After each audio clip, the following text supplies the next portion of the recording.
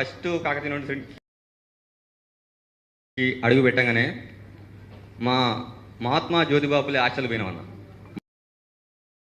Mahatma Jyotiba Phule hostel పోగానే దాని పక్కనే ఒక మెస్సు గట్టి ఉంది. 2021లో ఓపెన్ అయిన కాకతీయ యూనివర్సిటీ మహాత్మా జ్యోతిబాపులే మెస్సు, దాని పక్కనే ఉన్న హాస్టల్ పక్కనే ఉన్న మెస్సు. అయితే హాస్టల్ కట్టిన ఆయనకి, మహాత్మా జ్యోతిబాపులే హాస్టల్ కట్టిన ఆ ఇంజనీర్కి ఎంతమంది ఉంటారో తెలుసు. అంటే దాదాపు ఒక 600 మెంబర్స్ ఉంటారని తెలుసు. కానీ ఆ మెస్సు కట్టిన ఆయనకి ఎంతమంది ఉంటారో తెలియదు. మహాత్మా జ్యోతిబాపులే హాస్టల్లోనే 600 మంది ఉంటే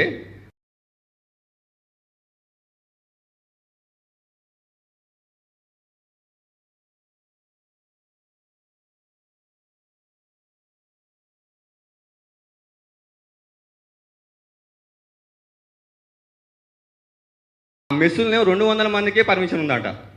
మాకన్నా సీనియర్ బ్యాచ్ లైబ్రరీకి వస్తే లైబ్రరీలో గట్టి కూకుంటే ఒక 200 మంది కన్నా ఎక్కువ సీట్లు లేవు. 2-3 వేల మంది ఉన్న కాకతీయ యూనివర్సిటీలో 200 మందికి కూడా సీట్లు లేకపోతే ఇంకా దేనికైనా అప్పటి నుంచో లొల్లి పెడితే అవి స్టార్ట్ చేస్తున్నాం అని చెప్పి ఇంకా కన్స్ట్రక్షన్ స్టార్ట్ అవుతూనే ఉంది. ఇంకో 10 సంవత్సరాల దాకా కూడా కన్స్ట్రక్షన్ అట్నే అవుతుంది. అది స్టార్ట్ అవుతుంది. సర్లే ఇంకా కొన్ని చిన్న చిన్న సమస్యలు ఏమన్నా ఉంటే మా ఇంట్లో ఉంటే ఆ ఇల్లు లాగా కాకతీయ యూనివర్సిటీని అనుకున్నాం. అది అట్నే అయిపోయింది. అయితే మెస్సులోకి వచ్చినాం అన్న. మెస్సులోకి వస్తే ఫుడ్ బాగుంటలేదు కాకతీయ యూనివర్సిటీ నుంచి అనుకొని ప్రతిసారి లొల్లు పెడుతుంటే ఇక ఇవాళ బాగుంటుంది, రేపు బాగుంటుంది, హనుమంతుని పెళ్ళి ఎప్పుడు అంటే రేపు అన్నట్టు అది కొనసాగుతూనే ఉంది. అయితే మా మెస్ కమిటీ అని ఉంటుంది.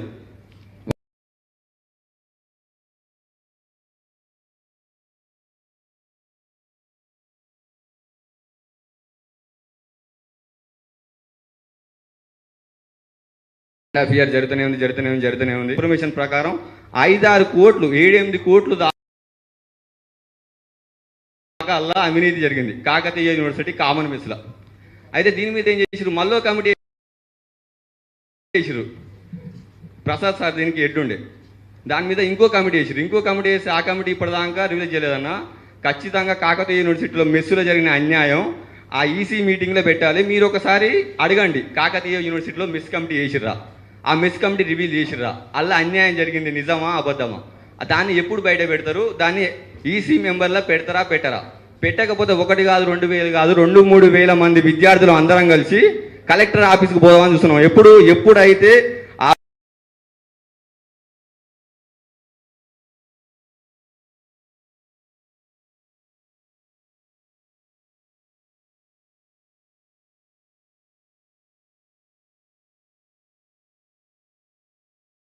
మెస్ కమిటీ దాని మీద చేసిన ఒక కమిటీ ఉందిగా, ఆ కమిటీ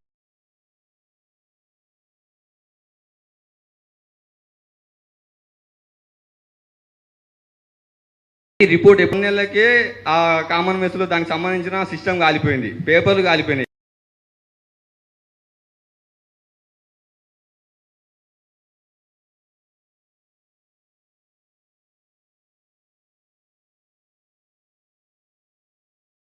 ఇప్పటిదాకా ఎంతమంది తింటుర్రో ఒక లెక్క లేదు. యూనివర్సిటీలో చక్కగా చదువుకోవడానికి ప్యాడ్లు లేవు.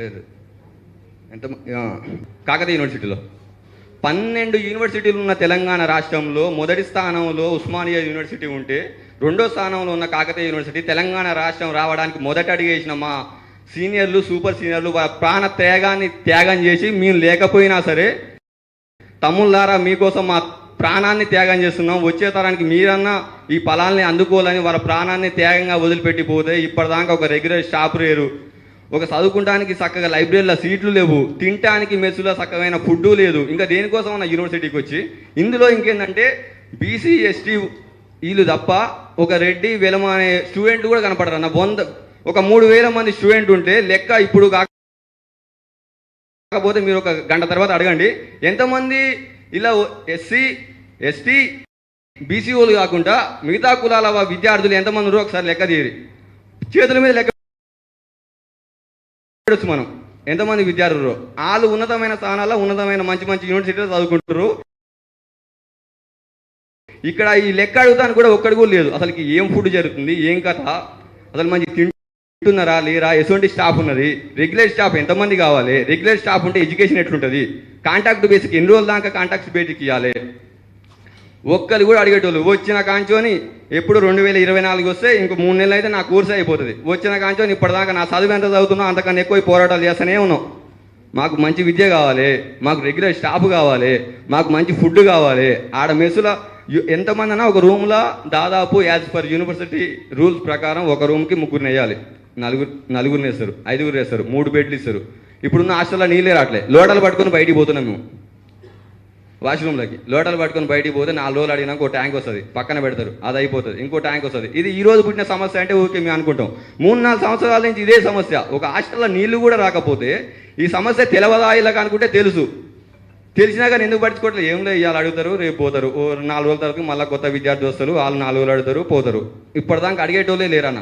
మీరు కూడా ఇక్కడికి వచ్చి సమస్య విందాం, రాసుకుందాం, పోదాం అనే ఉద్దేశంతో వస్తే మాత్రం ఇంకోసారి యూనివర్సిటీకి రాకండి అన్న. మీ ఎందుకంటే గల్లా బట్టి అదే అవకాశం నాకుందన్న. రీకాల్ 7200 రీకాల్ పెడదామని ఎప్పుడైతే మీరు అన్నారో మిమ్మల్ని కూడా గల్లా పట్టుకుని అడిగే అవకాశం నాకున్నది. వీడికి వచ్చి సమస్యలను పరిష్కరిస్తాం. ఇలా మేము 10 సమస్యలు రాసుకుంటే 8 సమస్యలైనా పరిష్కరిస్తామనే ఉద్దేశంతో ఉంటేనేమో ఏ రాజకీయ నాయకులైనా యూనివర్సిటీలో అడుగు పెట్టండి. లేదు, వస్తాం, పోతాం, చూసుకుంటాం, మా రాజకీయ స్వలాభం కోసం, మా రాజకీయ స్వలాభాల కోసం ఫోటోలు దిగుతాం, 10 మందితో తిరుగుతాం, మా పేపర్ల పేరు ఎక్కించుకుంటాం అనే ఉద్దేశంతో వస్తే ఏ ఒక్క రాజకీయ నాయకుడు కూడా ఈ యూనివర్సిటీలో అడుగు పెట్టడానికి ఒక్క అడుగు కూడా ముంగడికి రానియమన్నా. వచ్చినా ఫస్ట్ సార్ చూస్తాం, సమస్యలు రాసుకుంటుండా, పరిష్కరిస్తుండా. లేదు, రాసుకుంటుండు, పోతుండు, ఫోటోలు దిగుతుండే యూనివర్సిటీ ఫస్ట్ గేట్ కాంచిన ఒక్క అడుగు కూడా లోపలికి పెట్టని. ఒక్కరం కాదు, ఇద్దరం కాదు, 3-4 వేల మంది వరుస పెట్టి కూకుంటాం అన్నీ.